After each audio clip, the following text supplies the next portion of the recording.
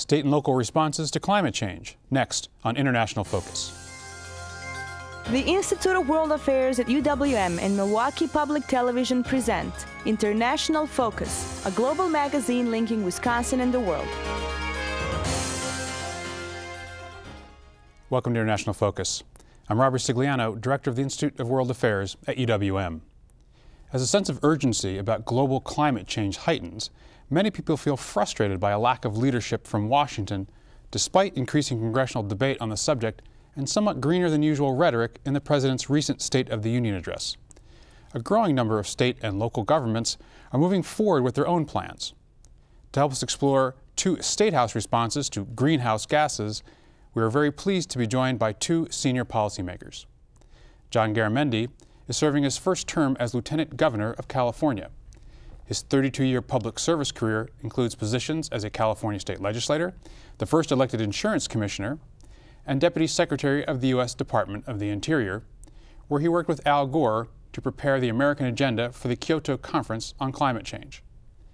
Barbara Lawton was elected to a second term as Wisconsin's Lieutenant Governor in November 2006. A Wisconsin native and lifelong activist, she has used her office to highlight a number of economic development and civic engagement issues. Prior to entering elective office, she served as an international business advisor. Welcome to International Focus. Thank you so much for being here. Thank you. I want to put before you, I think, a central analogy that is really, in many ways, has been used as the argument against taking action on climate change, and that's sort of the tragedy of the commons analogy, right? If I sacrifice and clean up the commons, I lose out, but everybody else benefits. So it's not my interest to do that, but if no one cleans up the commons, then everybody loses. Yeah. So why are states, stepping forward here, states like California and Wisconsin, to get into the climate change, the acting on climate change business when, say, others are not? Well, for California, I think we've come to realize that we are the problem. We're the 9th biggest emitter of greenhouse gases in the entire world. And forget about the rest of America. We're right up there. We're in the top 10. We have the responsibility as human beings in this globe to address this problem. And I think we've come to that point where we are now very active in our state trying to address the problem. And if the feds want to come along, wonderful. They must. And I think between Wisconsin and California, why don't we lead that bunch back there? And I don't think it's uncommon for this to be the rhythm of change, that it happens in the states. Perhaps it's easier to do it on a smaller scale and to see what works and what doesn't work. Sometimes it feels like there's a greater independence to address this in a more serious way, and there's a closer accountability to the voters and a sense of engagement in it. We see that on healthcare, you see it on campaign finance reform, when enough states get serious and are putting forth solutions, then the feds finally find the courage to do it. Well, have you dealt with this, at least what's portrayed in the media as a confrontation really between, say, a large group of concerned citizens who want to see a greener environment and policies, but also the business community are saying, hey, you can't put restrictions on emissions, you can't put mandates on us because we're going to lose out. Have you dealt with that, and if so, how? Well, very much so. This is one of the central conflicts, and we've dealt with it in California. What we're now seeing is that business is coming around and saying, yeah, we're part of the problem, we want to be part of the solution. And if you design the solutions in such a way that there's money to be made by doing the right thing, there's a stampede.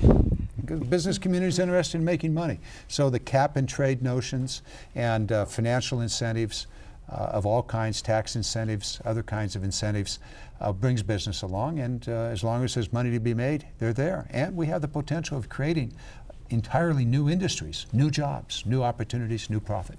The most successful businesses see that being green in this sense, if you want to call, if that's the term you want to use for this, is a way for them to be competitive. And we have leaders right here in Wisconsin. GE Medical, Johnson Controls are actually playing national leadership roles in helping the business community see that the impact of global warming is now not only a very important but an inexorable factor in the economic equation, and so they need to get in front of this. Have we reached a tipping point?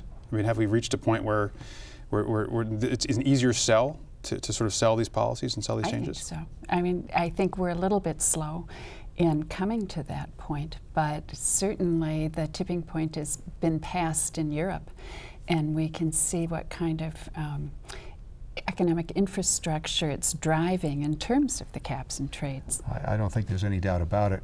When George W. Bush says there's a climate problem, yes. We've over the tipping point. This guy spent his entire career up until just a week ago saying there's no problem.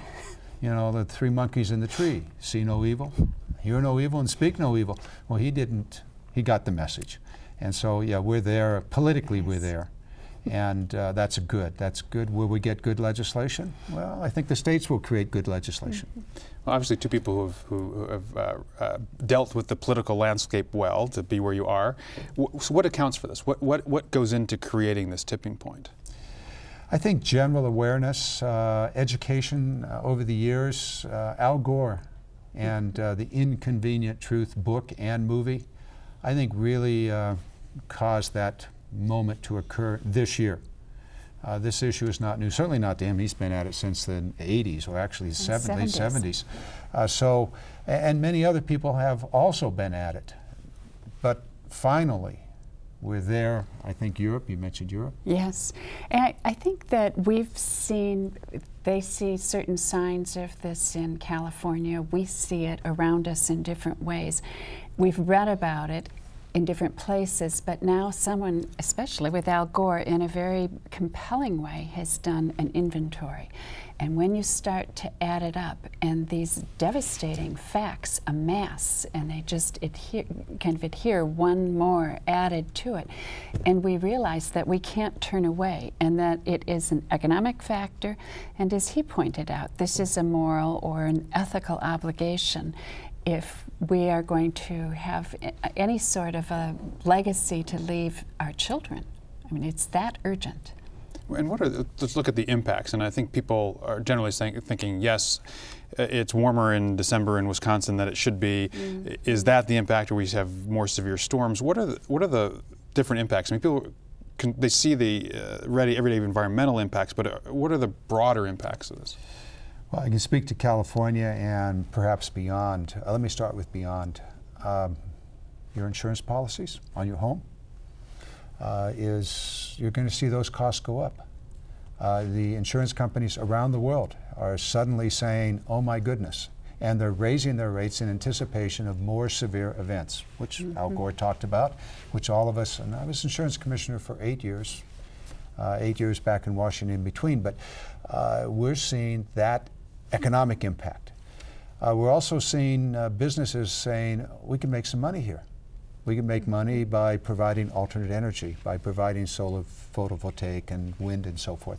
And the impact on the ground, we're seeing it in California. There's no doubt that California is going to be a vastly different state. Virtually everything we know about my California, for the 36 million people that live in that state, it's going to be radically different. Our water systems, our public health systems, we have tropical diseases. We're going to have the agricultural system in the state is going to be modified dramatically. And really important things like Napa Valley wine.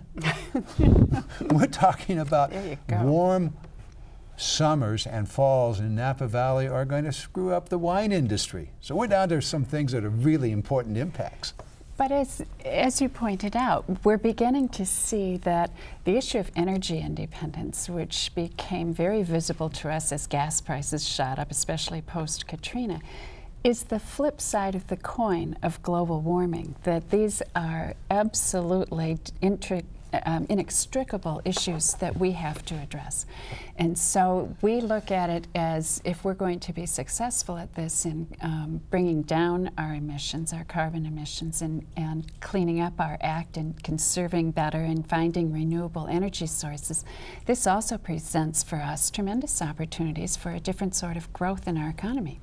So, I mean, as you began to enumerate that, so you have obviously the environmental impacts, but you're talking energy, or the ripples are wide. You asked a moment ago, what's put this on the radar screen? I think the Iraq War has put this on the radar screen. People are going, my God, our energy comes from, a lot of it comes from the Middle East. That whole place has gone upside down on us. What about our energy supply? So the nation's security without dealing with terrorism and the Iraq War itself, but our energy security, our economic security, and indeed our military security are all at risk based upon where we get our energy. Our oil comes from the most dangerous places in the world, and it's not just the Middle East, Venezuela, Indonesia, the Gulf of Mexico. These are very dangerous places, and a disruption in the flow of energy, the flow of oil to our country, places us in jeopardy. And people are going, is there a connection? And there most definitely is a connection from the energy policies of this nature and global climate change.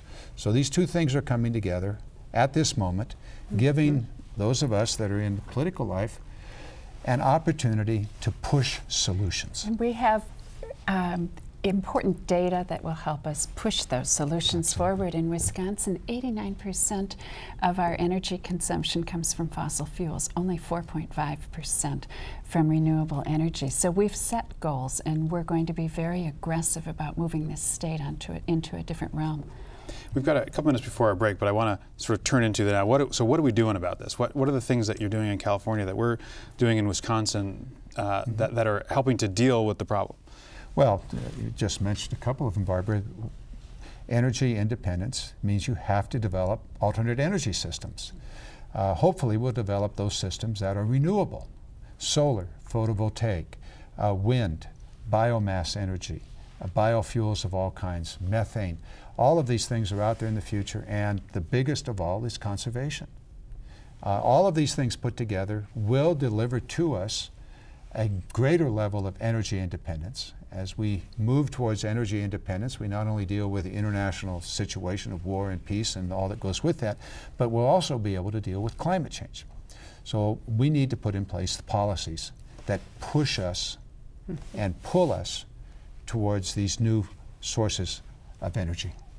And when we do it as partners with the public and the private sector, we can use economic incentives to drive us in this direction instead of having to create a hyper-regulatory atmosphere, because the economic incentives are there.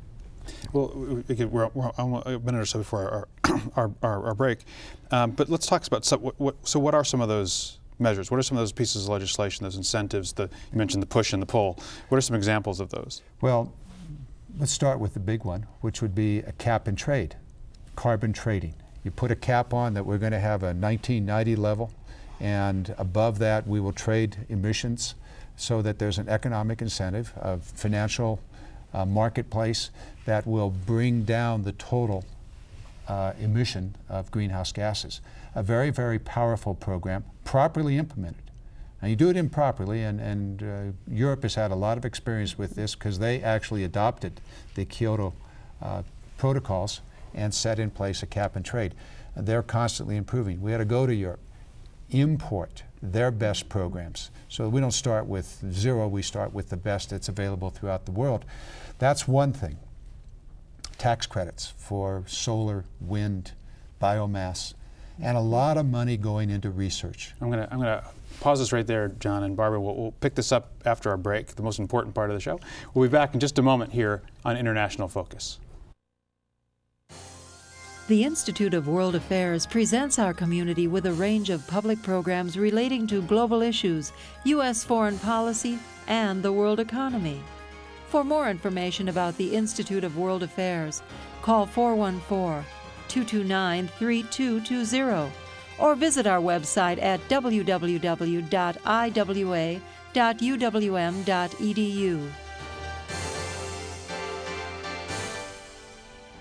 Welcome back to International Focus. We're talking about state and local responses to climate change with Lieutenant Governor Jonh Garamendi of California and Lieutenant Governor Barbara Lawton of Wisconsin. So, John, I stopped you as we got into the break talking about some of the list of things we can do to help reduce the amount of greenhouse gases that we're producing. And actually, I want to come back to the cap and trade thing, because we hear that term a lot, but can either of you talk more about, well, what are we really talking about here with cap and trade? Go ahead. Go ahead. Let's say that we decide to cap at 1990 levels of emission. Okay, so we measure from power plants, greenhouse emissions from power plants, from other sources. 1990 level, that becomes your base. That's right. So but that's an important point, is that you want to set your base. Yeah, well, why 1990? Because we produced less at that point. Significantly less. In Wisconsin, we were at about 140 million tons. And the projections are that by 2010, it'll be 180 million. But that's, when you think of that growth, which is a huge percentage, it's also reflecting a huge percentage over all of time in terms of our carbon emissions. So you set a cap and say that's our goal, that's the top that we want to hit. So if you are emitting carbon beyond that, then you have to trade with somebody who's below that.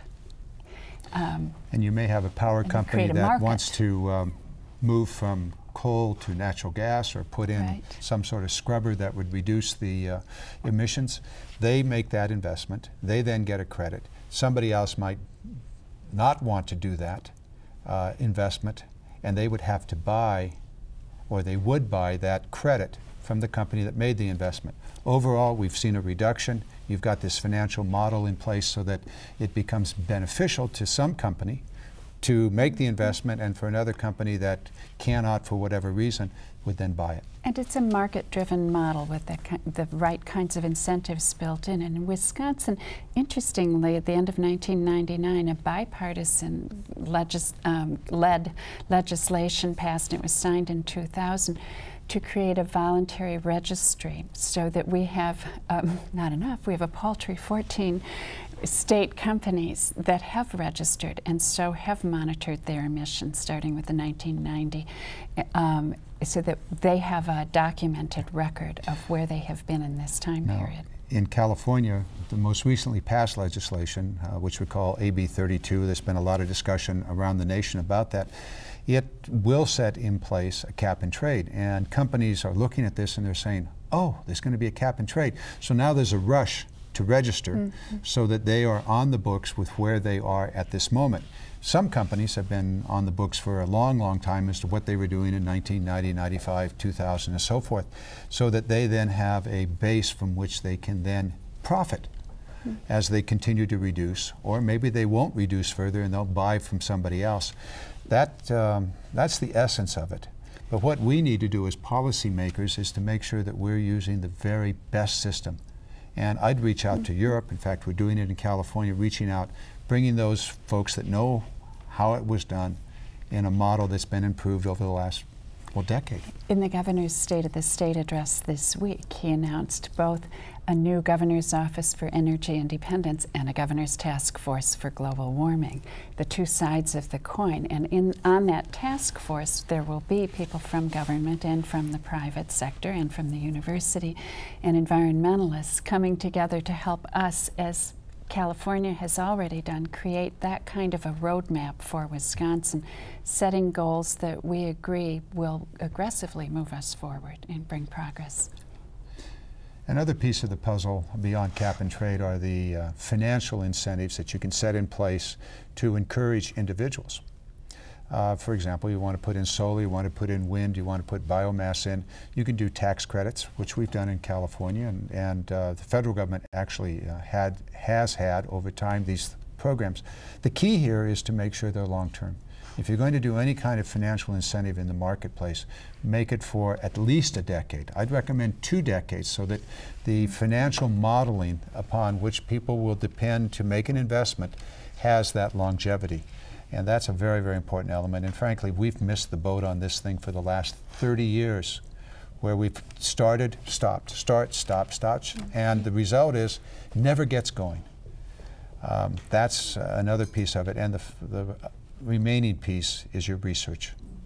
We've got to invest in research.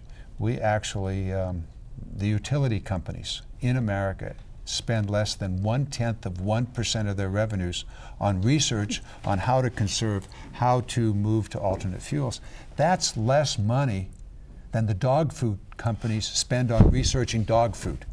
Come on, this is important stuff. Well, us so dog owners might think that was an important... Well, maybe so, and I'm not putting down dogs. I'm simply saying if it's that important for dog food, it's certainly that important for energy. And it's important to ratepayers. You bet it is. And John, you mentioned conservation before. Barbara, I wonder if you could say something about what are we trying to do in Wisconsin to promote conservation? Well, the governor has set high goals for this state, starting with the state, that all of our government buildings now will be built by LEED standards to have a higher level of conservation, and we'll try and retrofit all of the old buildings and use this as a model. But we want to have, by the year 2015, I believe, 10% of the electricity we use will come from renewable energy. By the year 25% of both electricity production and transportation fuels will come from renewables. Barbara mentioned early on that for California, the transportation sector is 40-some% of the total emissions. So conservation in the transportation sector for California becomes extraordinarily important. And we've done a couple of things to deal with that. One is what we call the tailpipe emissions issues. The federal government has preempted the states on gallons per mile, on the efficiency of automobiles. So California said, okay, well, let's just regulate what comes out the tailpipe, and we will cause a reduction in the emissions from the tailpipe. We think we have the power to do that. It's now before the Supreme Court. Hopefully California will win. If it does, then we will be able to force automobiles to become more efficient. Now, the federal government has utterly failed to do this. Hopefully the new Congress will put on the President's desk a bill that will increase the miles per gallon. That's an extremely important thing for California. And I drove on your roads here in Milwaukee to get here. You do not understand what congestion is. You need to come to California to understand congestion. We really need to move in California in the large urban areas to mass transportation. We simply have to do it. We cannot put more cars on our freeways. The more we put on our freeways, the more we slow down, the more we consume, the more we pollute, and the more we contaminate the environment.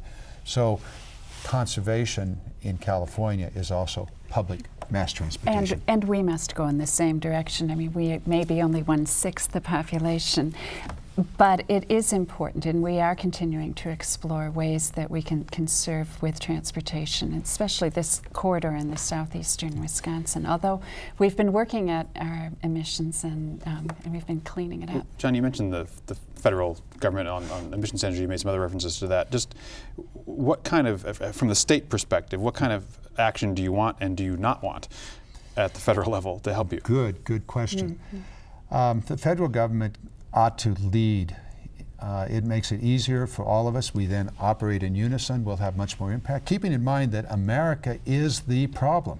We are the biggest contaminator of the environment in the entire world. We consume the great majority of energy in the world. 75%. Yeah, just our little old nation. And so we have to be the solution here. The federal government has to take strong, powerful steps. They've got to set high mileage standards for cars. If they do that, then maybe our auto industry will survive. If they fail to do it, people are going to go buy Priuses and Hondas and so forth because they recognize, A, the problem of global emissions, and B, they recognize they can save money on gasoline. Secondly, the government, the federal government, cannot dumb down this system. All too often, the federal government will take it over and then set a very low standard. If they do that, that harms the state's ability to move forward. And it does. Even in the auto emissions, we now have a failing auto industry that, had it been encouraged, incentivized to move in the right direction, and it would be thriving, and we would have cleaner air. Exactly. And there's a whole host of things that they can do. They can set in place, for example, a cap and trade that's based upon 2006 as the base rather than 1990. If they do that, little will be done for many years. How many years before in the incentives that are built into it? Is it you've got to be at the 1990 level, or you're going to be at the 2006 level? And if you're at the 2006 level, can you go 5 or 6 years before you have to do something? So, federal government, watch out.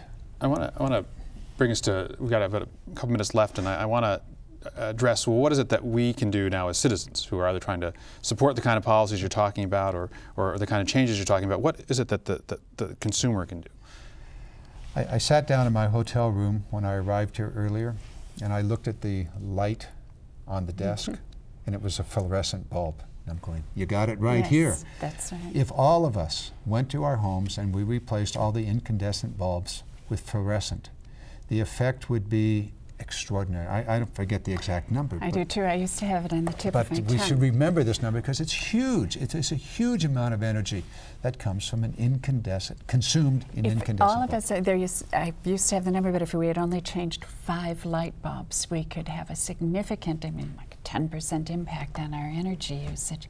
Those Nationwide. are simple things. If we decided that we wanted to save money in the long run on the cost of energy for our home and made the kinds of changes to tighten it up and have better appliances, we would make a big difference. But I think the biggest difference that citizens can make is to do that in their own home, and then to take that narrative to their legislators and say, we're committed and this is at the top of our agenda, because there is no future. There is no reason to worry about our healthcare and education system unless we have this base of our lives in order. Let's end on that very, very promising note. Lieutenant Governor Barbara Lawton, Lieutenant Governor Jonh Garamendi, I'm glad we didn't get into which state has the happier cows. To our viewers, we'll see you next week on International Focus. We'll let you have the